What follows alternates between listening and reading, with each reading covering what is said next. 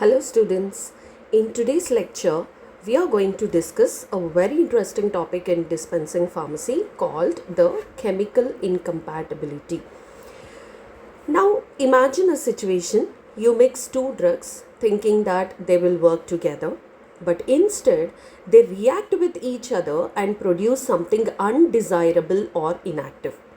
So this type of situation, it is called as a chemical incompatibility. Right? So the chemical incompatibility, it generally occurs when there is the ingredients present in a prescription, they chemically react with each other, right? So here there is no it is not just like surface phenomena.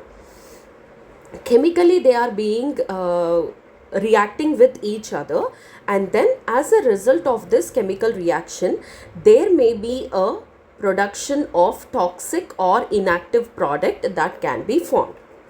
So now we can define this chemical incompatibility as when two or more ingredients react chemically and produce an undesirable product. This is important. So whenever they are reacting together and they form the undesirable product, then we call it as a chemical incompatibility. So in simple words, you can say that when two or more ingredients are reacting chemically and they are producing an undesirable product, then we call it as a chemical incompatibility. So this chemical incompatibility may occur because of any of these reactions, like it may cause because of the oxidation reduction reactions or acid base reactions or hydrolysis, or even the combination of these reactions. That means not only a single reaction may cause the chemical incompatibility, maybe the combination of these reactions also forms the chemical incompatibility. So when these reactions are happening, when these reactions are happening, they may result in certain visible changes in the preparation. So what are those visible changes? It could be a formation of a precipitate, production of an effervescence, the decomposition may happen, there may be a change in the color, or sometimes even an explosion may also happen. So these changes, like these type of any visual changes that are happening, then we consider them as a chemical incompatibility.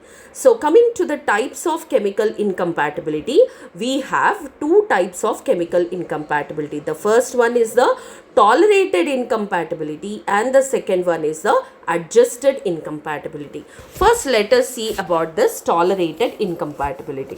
So here the chemical reaction, it can be generally minimized without actually changing any ingredient. Without actually changing any ingredient, you can adjust or you can prevent you can correct this type of chemical incompatibility, that is called as a tolerated chemical incompatibility. So how you can correct this? Either by changing the order of mixing.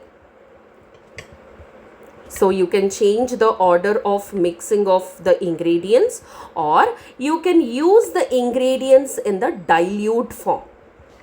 In this way, you can prevent this type of the tolerated type of the chemical incompatibility. That means the formulation here, it remains the same, but we modify the method of preparation so that the incompatibility will be reduced. And the second one we have is the adjusted chemical incompatibility. So here in the adjusted chemical incompatibility, we will replace the ingredients with another ingredients. One important thing you have to remember is which have the equal therapeutic value. This is very important. We cannot just simply exchange the ingredients, but whatever the ingredient you want to modify or substitute, you have to substitute it with the ingredient which have the same therapeutic effect. For example, caffeine citrate is there. That caffeine citrate, it can be substituted with caffeine in a mixture that is containing the sodium salicylate and the caffeine citrate. right? So we will see about that caffeine and caffeine citrate in the following examples in detail. Now let us understand the some important examples of the chemical incompatibilities, right? The first one we have is the alkaloidal incompatibility, and here this is the example of the prescription. So now let us understand the problem here. Caffeine citrate, it is usually a mixture of caffeine and citric acid. Okay, so this caffeine citrate, it is a mixture of caffeine as well as the citric acid. So when this caffeine citrate, it is mixed with that of the sodium salicylate, the citric acid that is present in the caffeine citrate, it is reacting with the sodium salicylate and it forms a salicylic acid. Okay, it is forming the salicylic acid, and when this salicylic acid is formed, this salicylic acid, it is poorly absorbed. Okay, it is poorly soluble in water. When it is poorly soluble in water, it is going to form as a white precipitate. So because of this formation of the precipitate, the mixture becomes incompatible. So now you understood the problem here. When caffeine citrate is mixed with that of the sodium salicylate, because of the presence of citric acid in the caffeine citrate, it is reacting with that of the sodium salicylate and resulting in the formation of the salicylic acid. This salicylic acid is poorly soluble because it is forming a white precipitate. So when you know the problem, you should also know how to correct this. So the simple thing is, here the caffeine citrate that you have used, it has to be replaced by caffeine alone. We are not using any caffeine citrate. So here the caffeine forms a soluble complex with the sodium salicylate, producing a clear mixture. So by simply substituting the caffeine citrate with the caffeine, half of the amount of the caffeine, the incompatibility can be corrected. Right? And the second example that we have is the soluble salicylate incompatibility. Right? So when the sodium salicylate is administered orally, it reacts with the hydrochloric acid that is present in the stomach. In the stomach we have the acids, you all know that. Okay, so when this sodium salicylate reacting with the hydrochloric acid that is present in the stomach, it forms a compound called as a salicylic acid. So this salicylic acid, it precipitates and irritates the gastric mucosa, causing the stomach pain as well as the irritation. So when it is reacting, irritating the gastric mucosa, it causes stomach pain as well as the irritation. So these are the outcomes of this chemical incompatibility, right? So how you have to correct this one? So to prevent this problem, the sodium salicylate is not used directly. The sodium salicylate, it is used along with the sodium bicarbonate. So this sodium bicarbonate, it neutralizes the gastric acid. It neutralizes the gastric acid and it reduces the formation of the salicylic acid, right? So this minimizes the gastric irritation. And then the third example we have is the soluble iodide incompatibility. Here we have the example of quinine sulfate and the potassium iodide. So quinine sulfate, it is not freely soluble in water. Okay, so it is usually dissolved in the presence of dilute sulfuric acid.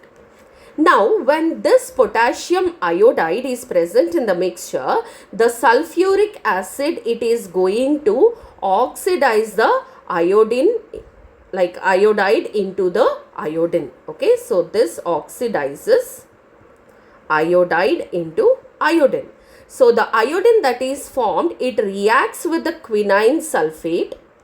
Okay, it reacts with the quinine sulfate in order to form a compound called as a herapatite. So this herapatite, it is also called as a iodosulfate of quinine. It is called as a iodosulfate of quinine, and this herapathite, it is insoluble and precipitates out, which results in the chemical incompatibility. Okay, so this is what the soluble iodide incompatibility is. Next example we have is the incompatibility of licorice liquid extract. Okay, so this licorice liquid extract, it is commonly used as a flavoring agent. Okay, we commonly use this as a flavoring agent in the pharmaceutical preparations, and this flavoring property is because of the compound glycyrrhizin.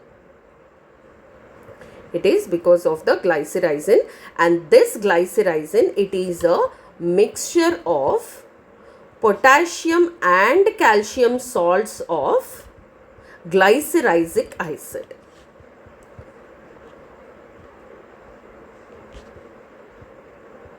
Okay, so the glycyrrhizin, it is a mixture of potassium and the calcium salts of glycyrrhizic acid. So glycyrrhizic acid is insoluble in water, so it precipitates out and it comes in this preparation, this glycyrrhizic acid, whenever it is present, it is insoluble in water, so it is getting precipitated out, and this precipitate, it forms a sticky black sediment. Okay, it forms a sticky black sediment which is very difficult to redisperse, and because of this, the flavoring property of the glycyrrhizin is lost. Okay, so the licorice liquid extract should not be used in the acidic mixtures. Okay, they cannot be used in acidic mixtures. So to summarize this entire chemical incompatibility, so the chemical incompatibility occurs when ingredients in the prescription, they react chemically and produce undesirable products, and these reactions may lead to either precipitation, color change, effervescence, or even the decomposition. And we have two types of incompatibilities: tolerated chemical incompatibility and adjusted. So understanding these incompatibilities, it is very important for the pharmacist in order to ensure the safe and effective dispensing of medicines. Hope this video is clearly explaining you about the chemical incompatibility.